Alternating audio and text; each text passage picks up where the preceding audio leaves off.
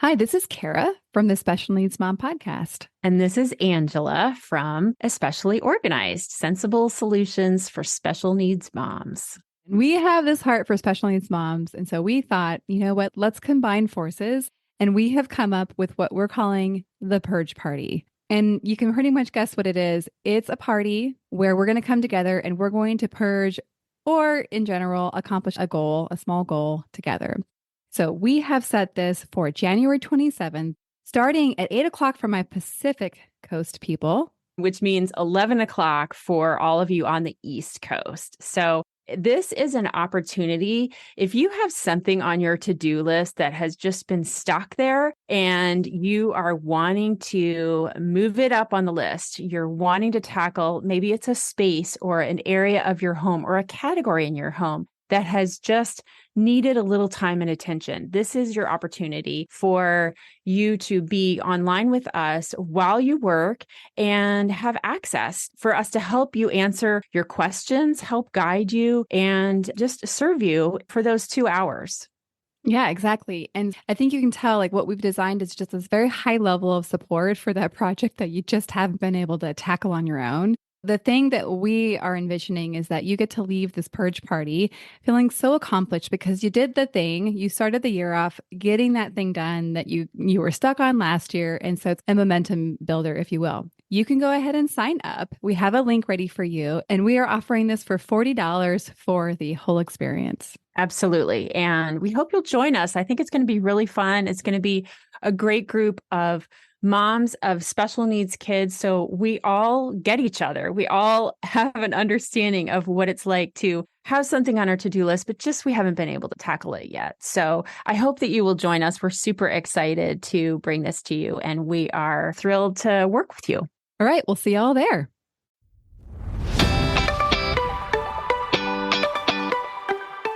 Hi, I'm Kara, life coach, wife, and mom to 4 incredible and unique children.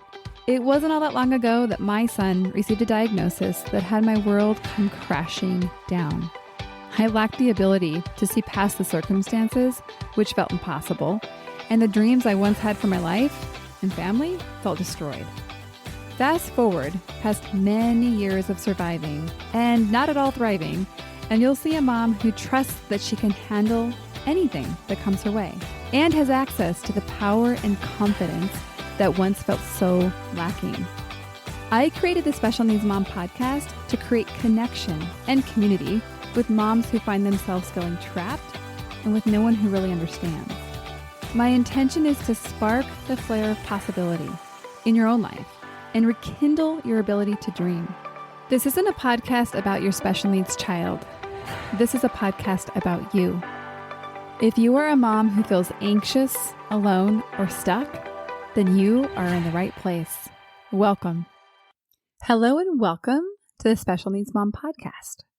Today I bring to you the incredible, the creative, the beautiful, the resilient mother, Hillary Ramos.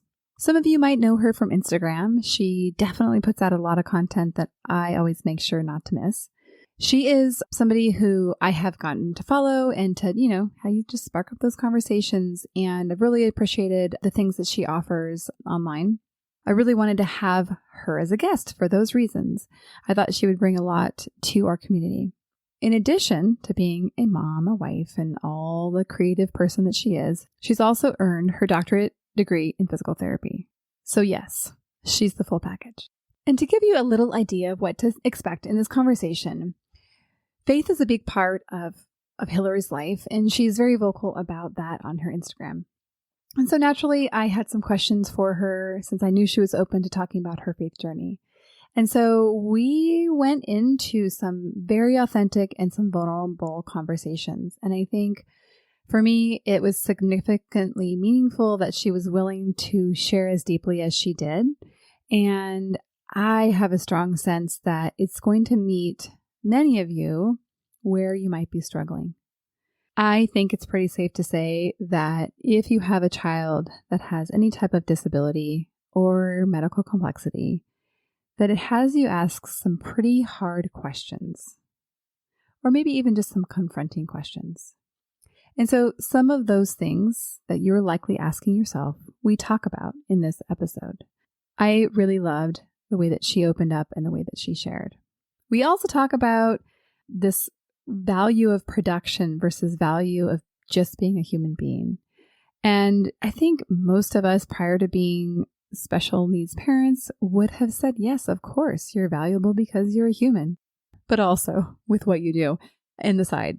I mean, I'm joking a little bit, but not so much. And I think that we talk about this connection to value and where we get our value from. And again, it was just a really deep and meaningful conversation. So those are some of the things that you can look forward to in this conversation. I absolutely know that Hillary would be thrilled. If you have any questions for her after this conversation, reach out to her on her Instagram. All of her contact information will be available on the show notes. And I also welcome you to let me know about what you took from this episode and how did it impact you. Well, let's get into the episode. Welcome, Hillary Ramos. Welcome to the podcast. Hi, thank you so much for having me. You are welcome. It's funny because as preparing for the episode, I was looking back at our Instagram conversations and I'm like, we've been chatting about this for a while. And I think it just really exhibits how lives like ours are, where we make plans and then we have to pivot. So you and I have both had to do that, I think, a number of times. So I'm glad you're finally here. Yes, same. Absolutely. All right. Well, I always like to start with giving everybody a little bit of context, giving everybody a little bit of an idea who you are. Obviously, I've done a little bit of introduction prior to this, but I like to always hear it in your own word. Tell us a little bit about who you are as a person and, of course, what has you identify as a special needs mom.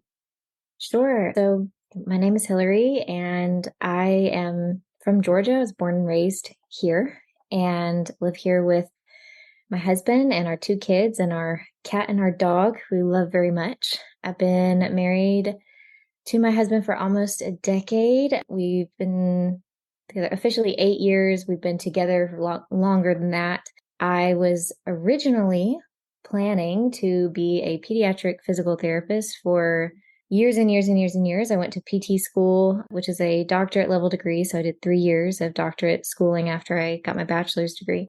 And fell in love with pediatric physical therapy. My professor that I had during PT school was just an angel. She had such a positive impact on my life. After I graduated, went straight from PT school into clinical practice. I worked in outpatient clinics. Mm-hmm. So a lot of my kids on my caseload, I worked with these kids with all different kinds of conditions and varying degrees of developmental delay. I worked with them for years. And about 4 years in, felt a call and a push to leave it all. That was very, very hard. It was very daunting. I had no idea why. But 2020 was very hard on a lot of medical professionals, myself included, with COVID. I got really burnt out really quickly.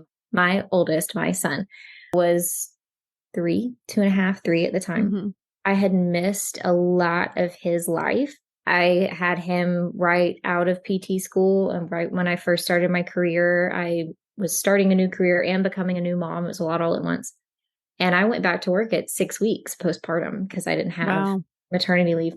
There was just a lot of chaos in that time of my life. My husband was traveling. I got to a point where I was just burnt out, felt called to leave, and came home, had no idea what I wanted to do, felt very confused. Like, God, why did you bring me home? Why did I go through basically 10 years of schooling to get this degree and to then come home? I kept feeling like I knew it wasn't a waste because I had learned so much from all of my patients, but I was like, what am I going to do with this? And about 6 months after I came home, I found out that I was pregnant with our second child. And at our 20-week scan, we found out that she was going to be medically complex. And all of a sudden, it clicked. And I was like, oh my gosh, like this is where I'm supposed to be. This timing couldn't have been more perfect. So I was a pediatric physical therapist turned stay-at-home mom, turned special needs mom very quickly. And, in a matter of 5 years.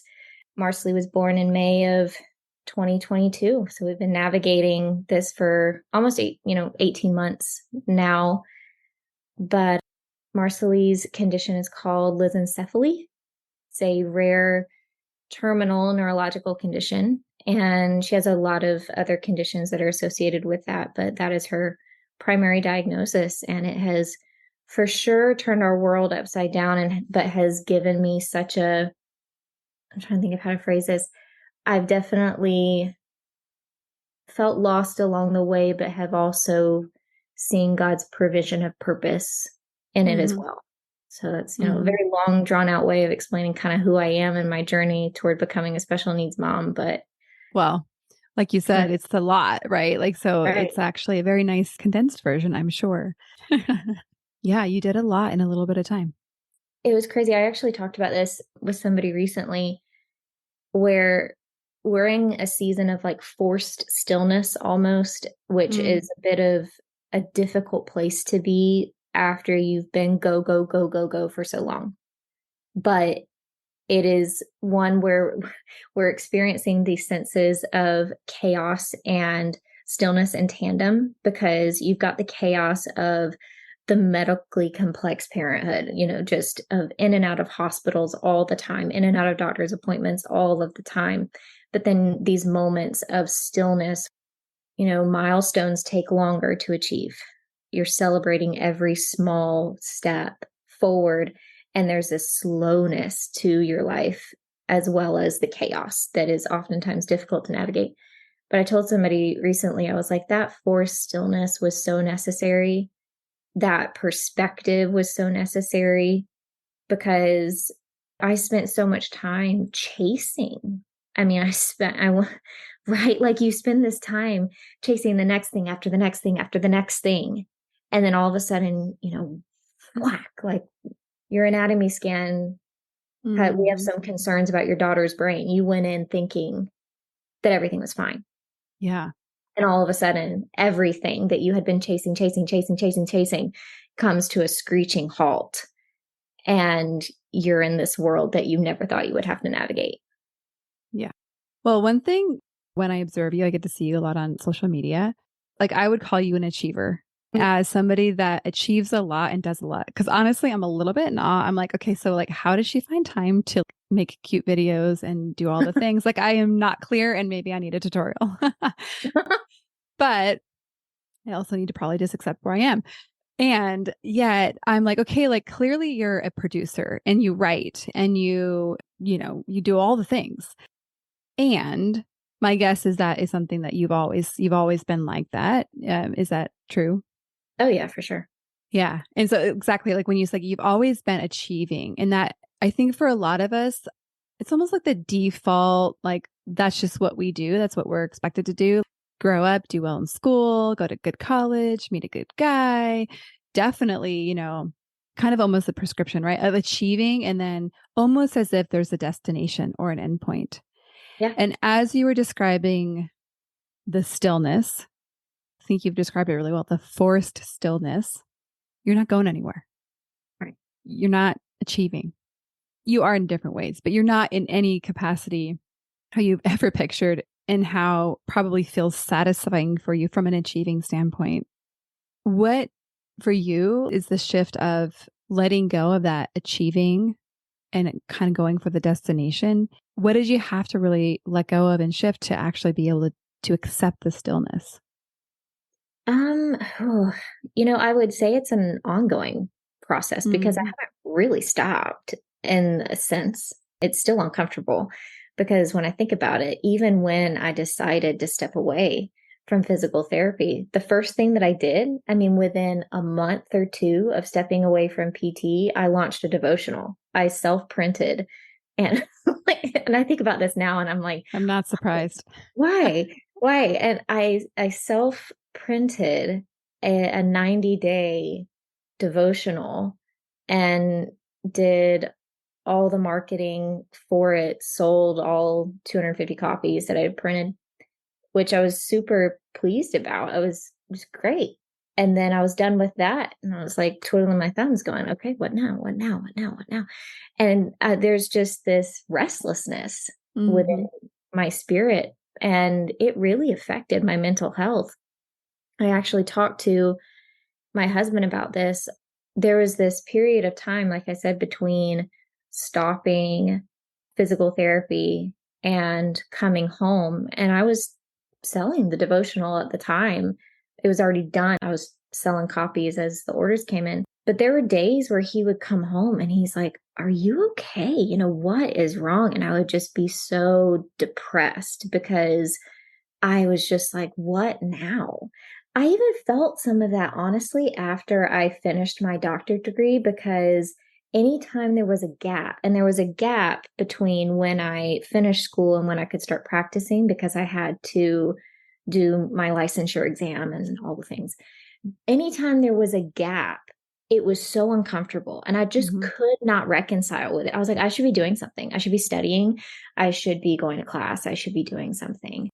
And I still have those periods now. Like, I had that right after school. I had that after I stopped physical therapy and came home. And even now, I have these periods where I'm like waiting. Right now, I'm on submission for my book. We're waiting on feedback from publishers about my book proposal. And those gaps of time where you don't hear anything, you're like, I should be doing something. But what? When really you don't need to be doing anything. One, you have plenty to do. I'm a mom of a medically complex child. There's plenty to do. But also, I don't need to do any more than that. I think just letting go of that need to constantly have my brain occupied with what the world perceives to be good is challenging, but it's something that I had to let go of. What the world perceives to be aspirational. Comparison is another one. Gosh, and that's something that I still battle with. You were talking about watching my stuff. I do the same thing with other creators, because most of the time, honestly, when I'm creating videos, it's because I can't be still. It's keeping my brain busy. I was going to ask you, are you familiar with the term overfunctioning? I've not heard it, but You're like, well, yes. Well, yeah, I know the concept. Well, the reason I ask is because there's a lot of people in the camp that are very, even though there's so much on our plates, are still very able to function at a high capacity. So this over functioning, it's not bad necessarily, but I do think it's something to notice and observe, because usually when we're over anything, over drinking, over functioning, overeating, all the things, it's usually in service of avoiding some feelings that we have. And I think over functioning is great because it's so productive, but that's just me. But I think kind of back to what you're saying, about 2 years ago is when we were going through a really, really, really hard season. My son had recurrence of his brain tumor. And really, it was this season of forced stillness. Like, I had all these plans. I was like really excited about the fall season, not just the season, but like what I had planned. And essentially, I had to surrender it all. But what helped me the most was really getting clear that how attached I was to my value and my son's value being in production. In what you do, what you create, what you contribute. And when I really let go of, well, there's nowhere to go. Like, all I actually have to do is be here now. Like, there's no place I have to get to. There's no level of success. I mean, it's nice to be able to pay your bills, but beyond that, like, I don't have to go anywhere. And like, really just letting go of that achieving for me was really freeing. And anyhow, so it sounds like that's something that you're definitely in process with, especially because you are a lot newer into the journey and you have a very intense journey from, what I get to gather from looking at your life. Oh, for sure. And one of those things too that's interesting, particularly about my journey, people have asked me before, is the achieving thing that you struggle with, is it about money? And I say profoundly, no. Monetary success for me has never been the defining point of achievement. It's actually rooted in a desire to be needed. And it's a very selfish thing. Like, when I think about it and I unpack it, it's a desire to be needed and a desire to feel desired, honestly. As a child, there was a lot of emphasis, and a lot of my worth was wrapped up in my ability to achieve. it was a little bit about the achievement itself, but it was about the praise and the recognition that was a result of those things. Yeah, totally. You begin to wrap your worth as a person around how valuable other people see you. That's very problematic, and it's a very delicate thing to have to unpack as you get older and as you step into these really traumatic phases of life and challenging phases of life, because I am very much needed as my child's primary caregiver. But that's not where my worth lies as a person. And that's a very difficult thing to separate, to distinguish, and to unpack, while also trying to grapple with complex trauma. Oh my gosh. Yes. Add the trauma to everything. Well, here's what I'm thinking about as you're sharing. And first of all, thank you so much for just sharing so authentically. I think it's really great to see somebody, we get to see you, for what you put out there. And I think you do a great job of being authentic. And yet also it's great to hear what's maybe sometimes underneath that, Yeah. because we all have these things. So, you're talking about like this desire to be needed, to be wanted, to have that production value.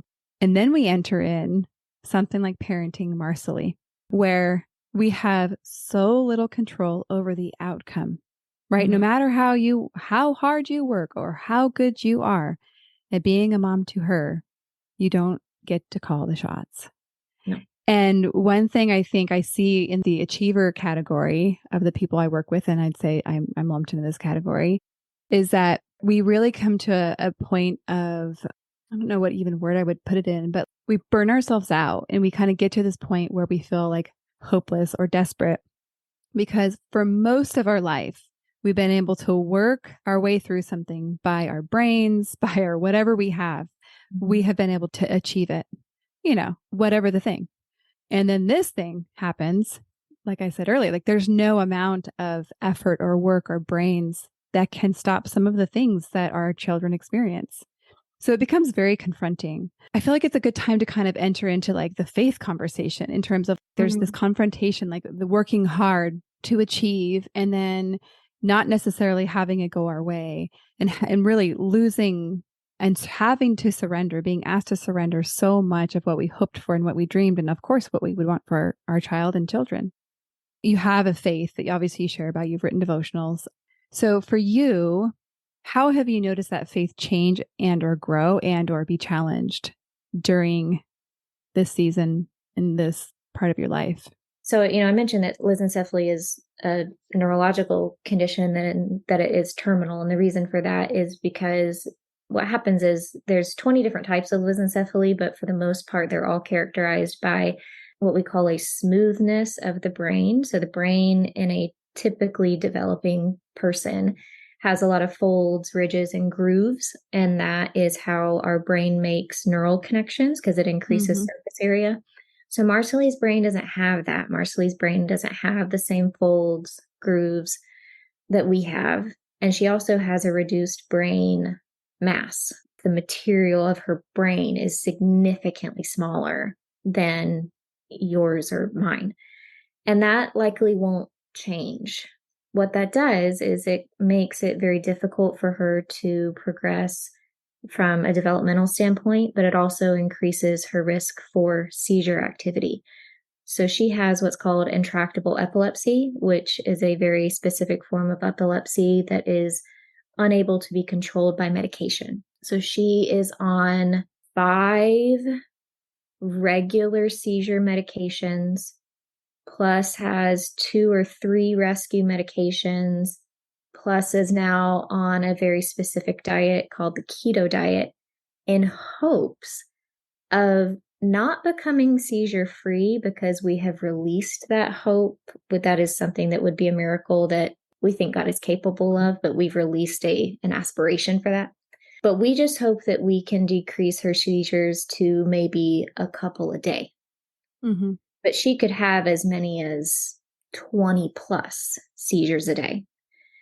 And when you're a mom of a child that has that many seizures a day, you have no control. You do everything in your power and you're still just sitting there hoping that today's going to be a good day.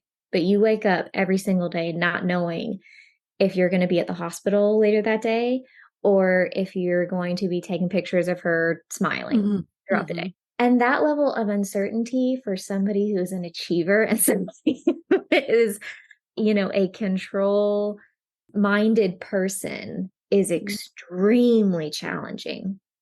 And that has been a challenge for my faith, but it's also been a refining point of my faith. And what I mean by that is, I always hate using this example because it's so cheesy, but I was a weightlifter in high school and I loved weightlifting because it was very, very, very challenging, but produced a strength and just such a goodness. Like there were so many good things about that time. I don't necessarily want to relive high school by any means.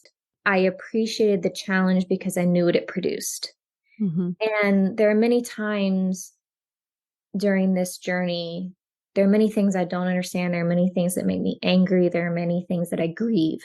But there are things that have been so challenging and so refining at the same time. And that release of control is one of those things. That appreciation for what it means to be patient is one of those things, because it not only creates a patience within your spirit of challenging circumstances, but your patience with people. So it changes the way you interact with people. It changes the way that you see people. It changes the way that you give grace to people. So my faith has been one of those things that I wouldn't necessarily say in this journey I have lost, but that I have become much more comfortable with uncomfortable feelings and bringing those things very vulnerably to God in prayer and being like, I'm really angry with you right now. I'm really frustrated. I feel confused. I don't know where to go. And that was not something that I could do before. But being forced into these very uncomfortable positions where you have to give up all this control, you're like, I'm comfortable with the uncomfortable now. And that's been a very defining piece of, I think, my faith journey. Thank you so much for sharing, so well articulated. And I think that if there's any gift I could say overall that I've gotten from this whole journey, it is that ability to actually allow these kind of feelings. I think so many women are socialized to not really have these kind of feelings, like definitely anger and 100%. sadness. It's like we're just not supposed to have those feelings. I literally had this conversation with Josh earlier. I was like, women specifically, anger is not a socially acceptable emotion because you are portrayed as bitter or resentful. And I'm like, no, that's not necessarily. The anger is an emotion, it is a morally neutral thing. And just because I am angry does not make me somebody who is bitter. But also, what if I was? What if I was bitter about this? Can't I be bitter about this for a minute? Because this is traumatic. This is hard. And you did a podcast, one of your episodes about, the capacity for pain. Oh, yeah. And like part of recognizing your capacity for pain is just being able to feel that pain and let yourself feel that pain. Yeah. And then be there for other people to witness their pain. Yes. And that is the beautiful part. When you experience this type of grief, this type of pain, this type of confusion and anger, like you just said earlier, like it really changes the way that you are with people and how you relate to people. And I want to go back to you sharing about how you haven't really lost your faith necessarily, but it definitely has changed maybe the conversation you're having in your faith. And again, I really just thank you for articulating that so beautifully and authentically, because I think that I definitely relate. I like to talk about it a lot because I think that if you go to church and kind of look from the outside in, I don't think you see a lot of this. And I think it can be very confusing. And especially because I'm still figuring out how I want to pray because, I don't know, like my son is permanently disabled. Do I believe that God could heal him? I do. I believe that God can do miracles. And so like, I do think that that could happen. Yet there's this weird dynamic of, I don't want to be so fixated on praying for healing that I can't love and appreciate who he is now. And so I feel like there's a little bit of a tension there. And I can imagine there might exist that for you, especially knowing that your daughter has a terminal diagnosis, right? How do you go about praying for healing versus really being where you are with acceptance? Oh, it's such a good question. And I'm glad you asked that question because it's something that I told you before we started recording. I said, I feel like God will lead the direction. And this is something that I have been talking about with my husband on and off for weeks now. And it's something that, I confessed to him where I said, I don't know how to pray right now. That's a really hard place to be, particularly for somebody like me. I grew up in the church, right? And I was an achiever who wanted to be so good at prayer and who wanted to be the one praying out loud at youth group. I was that person who wanted to have all the right answers in Sunday school. That was the sign of being a good Christian, right? And then you go on and you keep your faith in college. You don't let those college professors wreck your faith because that's not a good Christian thing to do. And you go on and you marry a nice Christian boy and you get married and you have kids. And I was like, I can do that. You're like, got it, nailed it. You got it. I got it. I can do that. Give me a checklist. It's fine. So then, you reach this point where you're like, I don't know how to pray. And one, it's a really isolating place to be because as a Christian, that's a very hard thing to confess, but it's a reality for so many people, particularly, amongst moms of children with disabilities or medical complexities, because there's that nuance, right? Where you go, I don't want my child to believe that I don't accept them for who they are and who God created them to be. I don't want them to believe that God didn't create them for a purpose exactly the way that they are. But I also don't want to put God in a box, so to speak, because I do believe that he can perform miracles. So there's that tension there, like you said, there's that tension that you live in between. It's not a comfortable tension to live between, where you go, what am I supposed to pray for? And I remember I was probably late in my pregnancy with Marcelly, where I just like broke down in the shower one day because I had not been praying as honestly as I think I wanted to be, and just broke down. And I was like, you know what? I do believe that you can heal her, but God, if you don't, you don't. And I think what it came down to was I was honestly scared of disappointment. Yeah, I was going to say a little bit about this because I think, and I'll kind of share a little bit about what I've been struggling with lately, is when you're watching your child in physical pain, in emotional pain, in long suffering pain as a result of their disability, it's really hard to ask God for healing and help and not get it. Yep. You want to get me upset? That really, I'm still figuring it out. Grappling with it, I think, is a better way to say it, because I don't know if I'm ever going to figure it out. And so I think your description of not knowing what to pray, or I would say being willing to pray what you want to pray, knowing you might have to face that disappointment, discouragement, anger, all those things. It's tough. I think the point that I'm at now that has given me some peace around it is when I ask myself, okay, like if I get a no, or if I get silence, or if I get something other than what I prayed for, is that a reflection on his goodness? And this is something that's also very difficult. I don't judge people who can't answer this question, but I'm just going to share kind of where I'm at in it.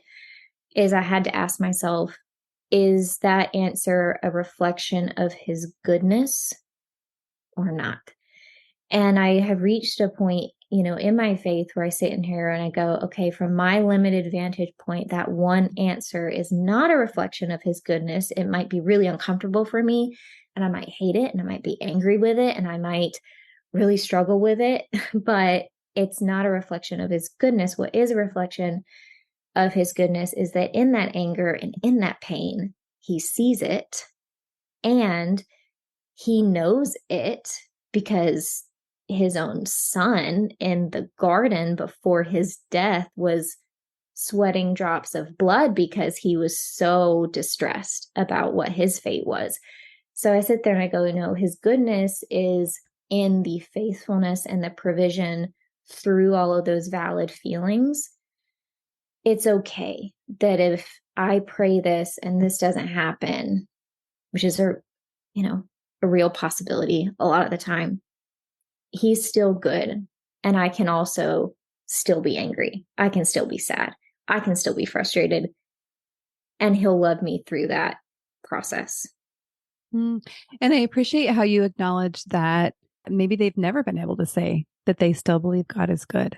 And I think that I certainly question the words that I came to describe where I was at for many years after the first diagnosis of my son was, I'll give it to you, God, that you're good, but you're mean. Because it felt very mean, mean to watch an innocent 2-year-old boy go through what I had to watch my son go through. And so I think that for years, I really was just mad. I just stayed mad. And I really was like, nope, nope, too mean. I'm out. Like, not out like I'm out, but like out like I'm not really interested in having a conversation with you. Come a little bit since then and can also say, yeah, no, I still believe God is good. Yeah. It's not always easy to see or understand, or we can answer those why questions. It doesn't make sense, right? Like in our perspective as mothers, I don't think it'll ever like, oh, I see why, my child has lissencephaly. Like that makes total sense. I don't think we're ever going to be like, yeah, okay, great. But to your point, we don't have to. We have the ability to be mad and sad and all the things, yet also like hold these two seemingly contradictory experiences at the same time. And that's the beautiful human experience, is actually being able to hold grief and joy. And, Yes. God is good, but both maybe like quiet. I don't know, like, where are you? Right. Like Works, I don't like to use the word mysterious ways because it can come off very dismissive, but God is good and works in ways that we do not understand and may not ever understand. And that is a reality. Yeah. But when I tell people that though, I'm very specific to say, and one thing that I talk about in terms of comforting people in grief is that I say, you've got to be respectful of the fact that grief is so personal and faith is so personal. And when you intertwine those things, it's even more personal. And so somebody who is questioning things in their faith doesn't need always to hear, you just need to trust. Oh gosh. Yeah. Or you need to have more faith, or you just need to know that God is good, because they're in a real vulnerable place. Yeah. And that sanctification is between them and the Holy Spirit, and you're not the Holy Spirit. That is something that people forget a lot of the time. I'm like, sometimes you just have to zip it and let the Holy Spirit work. Just be present with them in that discomfort and let them work through that. But people are so uncomfortable with the idea of being mad at God or mad at his plans or mad at the way things that, have gone, or being disappointed. And I'm like, no, it's really okay. It's okay. Well, I think many of the listeners, they will have been on the receiving side of what you're pointing out, that it definitely does exist. And then if you back up our conversation to when we talked about, our expanded capacity to be with these emotions personally, but then also for other people, I think that's one of the gifts of being amongst community, like this conversation with you and I, like being like, okay, yeah, this person understands the depth of my pain and confusion and pain. And so they're not trying to fix me. They're holding space for that. Interestingly enough, as I've studied grief, one of the things that just blew my mind, because it was so distinctly different than when you like picture grief, when I didn't personally experience it, was that grief is intended to be experienced as part of community. It is not a solo sport. Yes, sometimes you may grieve alone in your room all by yourself, but the experience of grief is so significantly tied to community, to being witnessed. And so that's why I think, these conversations are really important to recognize, and even if somebody obviously doesn't have a faith background that's listening to this, I think we'll still certainly have the experience of having had somebody try to cheer them up or say the right thing or kind of change their state of being and not just witness them. And I think it should, what I would like people to take away from this conversation is recognize that maybe some of those conversations, or people, I should say, aren't where you go to be supported. And maybe it's an indication that you need to find a community like a special needs mom community that really can understand where you're at, that can see you and not try to fix you. So how have you incorporated community, or what does it look like for you? Because I mean, you're obviously at the hospital a lot. So community in a hospital, like, kind of tricky. How would you say that you maintain community, or do you, I guess is the question. I think right now in this phase, it's honestly really hard. And, Marcelly is not quite 18 months old, and we have spent over half of her life in the hospital. So it's a little challenging. I have resources for community, so, small groups through my church and things like that, that I would like to get to. Right now, we're in kind of a survival mode. And so my connection with people is mostly through phone, text, FaceTime, things like that. And that is okay for now. It's not obviously a permanent solution. Those communities, those, physically going to a small group, physically going to community groups that we have in our area for special needs moms is something that I would like to do. But it is challenging in this phase. And I think one thing that I hope other moms in similar situations will feel encouraged with is to know that it's okay to be there. I don't know that I would encourage staying there. Obviously, I would not encourage staying in that space, but it can be very overwhelming for moms, particularly in this state, this survival state, to have people say, oh, you should go to this group, or you should go to this, or try this 1,000th Facebook group that everybody wants to recommend, which is well intended, but I cannot get in one more Facebook group. Good gracious alive. I cannot. It's so much for your brain to keep up with. Yeah. There are Oh my gonna gosh. be, right? Like there are gonna be seasons where your community looks like that one person or those two people that you're texting and you're in a constant text conversation with, and that's your community. That's not permanent, hopefully, but that may be a reality. And I kind of want to provide some encouragement there for moms that are in that stage, that that's not nothing and it's valuable. But as you kind of come out of the treacherous waters and into seasons where you can breathe a little bit, I think there's value in small groups or community groups, whatever that looks like. My guess is that social media serves as a community connection point for you, that you get to have conversations and connections. Yeah. And while it has its greatness, it also has its limitations. And so my guess is that you have more of a local type of community, as I'm sure, everybody does, right? Like has people in their life that they see at the grocery store, but people that have been part of your life before you were a mom. Yeah. How do you go about like sharing with them and like letting them in, both just to have it known what you're going through, but also I'm hoping to like maybe get some support and help? How do you go about asking for help and even just sharing what's going on? That's a challenging one. It's very normal, and I've felt this more as Marcelly has gotten older. It's very normal, I think, to feel a certain distance between friends and family members who have typically developing children, because there's a limit to how much they can relate. And that can be really hard. There's also a grief process that comes with being able to be around.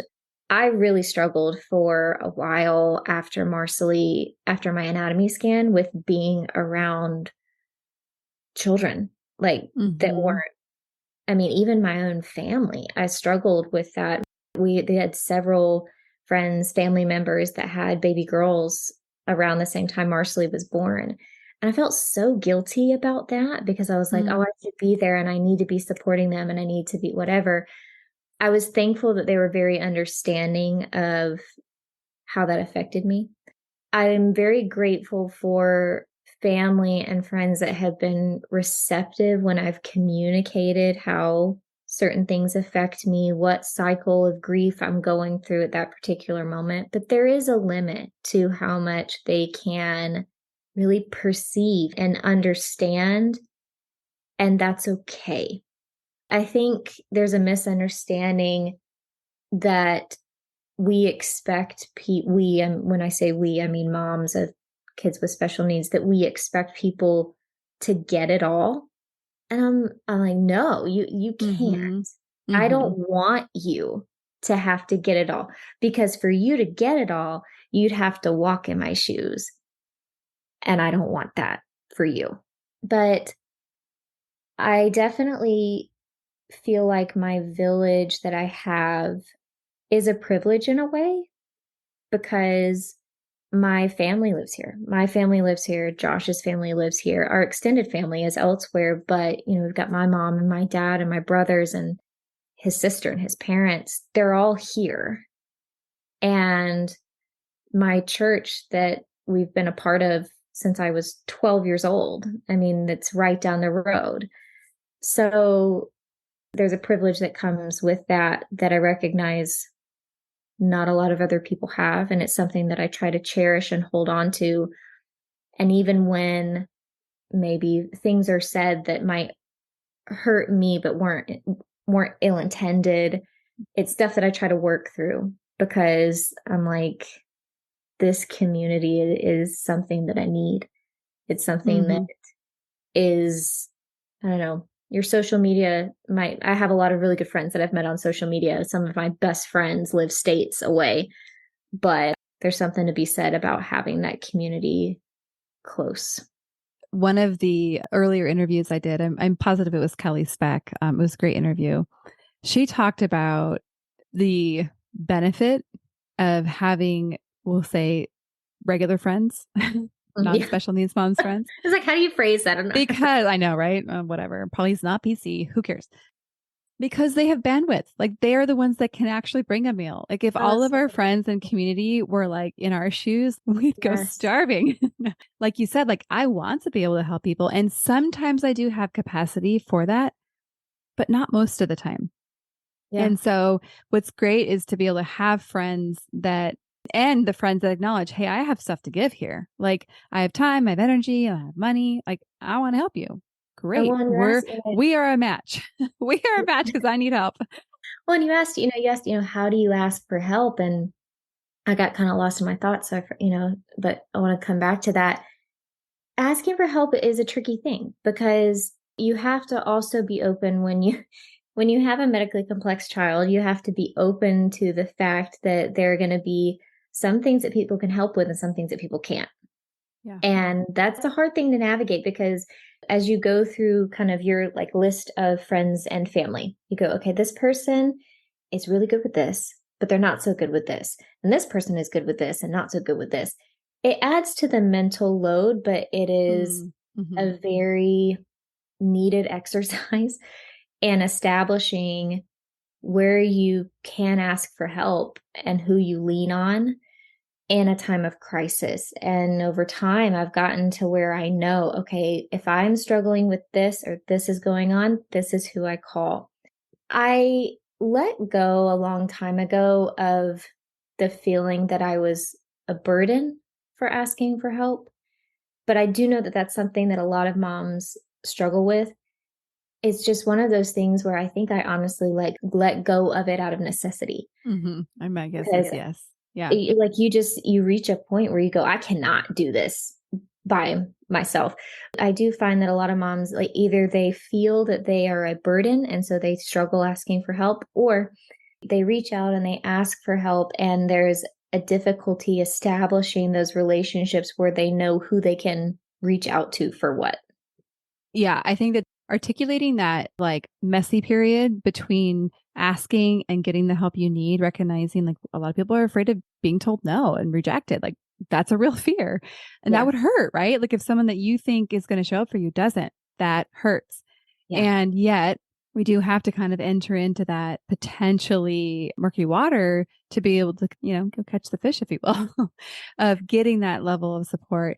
I do think there's also a distinction, and I can look at my own life where it's like people really understand hospitalizations. They're like, okay, those are bad. Like we know something's going on if you're in the hospital. Mm-hmm. So it's like a cue to people. Okay, they probably need help now. But I think where it gets a little less clear for people outside looking in is like when you go home. Because a lot of people are like, oh, okay, hospital, help, home, you're good, right? And it's actually a lot of times almost like the opposite. But also, so there's that dynamic going on. And then also, I find that it's actually very easy to receive support in the hospital because I am at the place where I'm like, I'm just going to say yes because I'm just surviving. There's too many other things going on for me to worry about this right now. But it's when we get a little bit more stable and like, oh yeah, we got this. Feel like maybe a little bit more normal, typical, whatever, that it's almost like I default back to like wanting to do it on my own, that maybe it's pride. And so that's where I feel like it's sometimes hard to step out of that comfort to get the help in those more routine times. And I want people to hear this because we still have to ask for help. We're in this for a long haul, a lot of us, right? And so it's like we have to push through that discomfort, notice, hey, oh, wow, I'm really hesitating here, like, or really thinking nobody can help me to push through those. And, with a friend or with a coach or therapist or pastor, whoever it is that can help you kind of push through those obstacles to be able to then ask and receive help, because help is amazing. It is. The way that I see that struggle the most in our own walk is actually with home nursing care. So I am fully aware that I need to have somebody come in and do home nursing. But that is a terrifying process. And I don't think a lot of people, particularly those that are medical professionals who push that the most, I would say, really appreciate how daunting that is. Because, this is my child. I birthed this human. It was enough of a control thing for me to even birth her because I was like, you are safe inside my womb. I know you are safe inside my womb. I don't want to let you, what's going to happen when you come outside? And then you birth them. And it's like, okay, well, now they're in the NICU and I just got to get them home because I know that they'll be better at home. And I go through that every hospital stay where I'm like, I'm just ready to get you home because nobody will care for you like I care for you. And then you get home and you go, I need help so bad, but I do not want a stranger in my house. I don't want a stranger in my house. I don't want to go through the process of not vibing with this person, or maybe there's not even people available in my area because there's a shortage. And that's a huge issue right now. I don't think people oftentimes appreciate how overwhelming the process of asking for help is because we have been in survival mode for so long. And there's so much outside of our control that we want to cling to the things that are still within our control. Mm-hmm. Yeah. And I would add that I would go on a ledge here and say, like, all of us have been traumatized or experienced trauma as a result of like what we've gone through with our children. So traumatized people don't generally like to let go of control because control equates safety, and trauma you experience not being safe. So I think there's that level too, right? It's not just like the stranger danger. It's not just the hassle of interviewing and finding. It's not just maybe I won't get the help I need. It's like very deep core experiences of trauma that I think we do have to work through to be able to then get that. And so I think it's important just to kind of give words to like what might be happening. Well, right. For you as you're sharing, and for many people, because this is something actually we're just coaching on this yesterday. Somebody just got awarded hours, and now it's like, oh wow, this is really turning me upside down again. And so I think it's important just to normalize that. Like, yeah, it's a lot of things all happening at the same time. Well, and it's one of those things too that when it comes to trauma that comes with parenting a child with medical complexities, it's a very different trauma and I'm not here to play trauma Olympics. That's not what I'm here to do. But it is a very different trauma than a singular traumatic event, because I had a friend describe it this way, and I will forever describe it this way. She said, Hillary, I feel like you are on a hamster wheel of trauma. I said, absolutely, 100%. It is never ending. It is constant. When you get through one traumatic event, the other one comes around and the other one comes around. I think the last couple of times that I've met with my therapist, the last couple of months, at least half of our sessions have been related to hospital stays. And as soon as you kind of unpack a little bit, it's like you're taking a couple steps back and have to unpack some more. So when that is the reality, you're absolutely right. You're on this hamster wheel of trauma that you're having to navigate while also be a functional human being for your child who relies on you, while also, if you've got kids who are typically developing, meeting all of their needs as well. It's a lot. I mean, it's a lot. So any ounce of control that you are then challenged to give up, even if it's for your best interests, is so hard. So hard. And this, I think, from a logic standpoint, it doesn't logically make sense if you're desperate for help and support that you would say no or not accept it. But we all know that we don't make logical decisions. We make emotional decisions. And so it makes sense to all of us. We understand it. But it also doesn't mean that that's where we stop, right? It's like there's the opportunities to continue to learn and to grow and all of these things. So as we start to wrap up, is there anything that you feel like, oh, wow, I didn't get to mention this or say this, or anything that you like to share as we close? I keep thinking about what we talked about with grace, giving ourselves grace in the faith process and all of these processes, because I think in each of these, we took a lot of twists and turns to the conversation, but in each piece of this conversation, it's like, we know that this journey of medically complex parenthood is a long game, but there are pieces of it that are temporary. There are pieces of it that are going to come and go and ebb and flow. And with that, we need to give ourselves grace in the process. There are going to be times where our faith feels like we're in a valley, and that's okay. And there's going to be times where we feel like we're on an upswing with that, and that's okay. And all of those things are just such morally neutral things. I just hope that in all of these seasons of medically complex parenthood and all of the areas of medically complex parenthood that people are navigating, that they would find the ability to give themselves grace in that process, and that people who are not navigating those journeys would be more gracious and would be slower to speak, slower to act, quicker to listen to what people actually need, and understand that sometimes sitting is enough. Finding that stillness is enough, and taking the time to really recognize what we need and how we can help each other is so valuable. Yeah. Well, I'm leaving this conversation just feeling very connected to you and feeling like there's a kindred spirit over there in Georgia. I'm all the way in California. So like we're not that close physically, but I just feel so thankful for getting to have this conversation where it's real, it's raw. We get to share it with the wider world of podcast listeners. It's so refreshing to hear people's actual authentic stories. And so this, I think, is going to be a well-loved episode. I want to just mention something, because I think a lot of times people other themselves, and your journey is much more medically focused. And there's a lot of people that identify as a special needs mom that have less medical, but a lot more behavioral, emotional, social, intellectual. I kind of identify having both as I parent my child.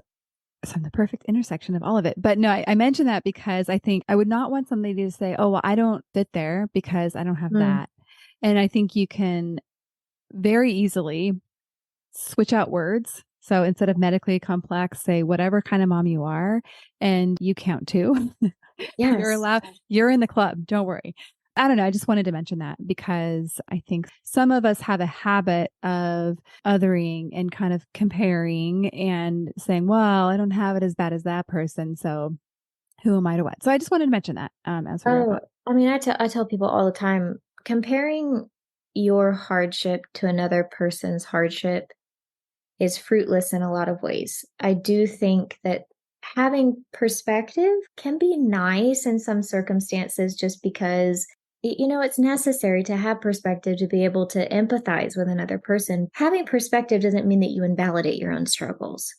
And that's very important. And I tell people that a lot of times, just because one piece of my puzzle might be objectively harder than a piece of yours doesn't mean that the opposite is not true. Like there are going to be pieces of my puzzle that are objectively easier than somebody else's.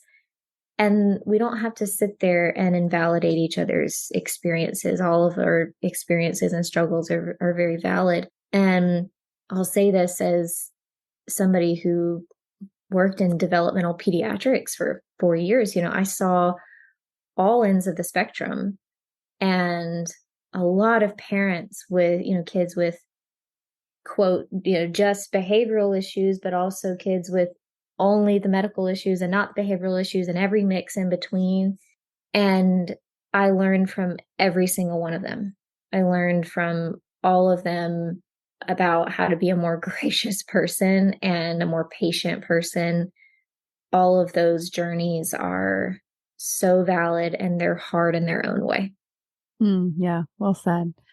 Well, thank you so much. Thank you.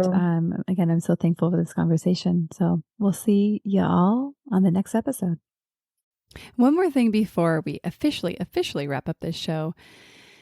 Sometimes when I'm listening to podcasts, I have the experience of wanting more. I'm listening at the very end thinking, I sure wish that episode didn't end. I invite you, if you feel in any way the same way, I invite you to the Special Needs Mom podcast community, which is a free group that I host on Facebook, where we as a community of fellow moms who listen to this podcast and are experiencing life in similar shoes, get to talk to one another, get to share stories, get to actually interact. I hope you'll consider joining. See you over there.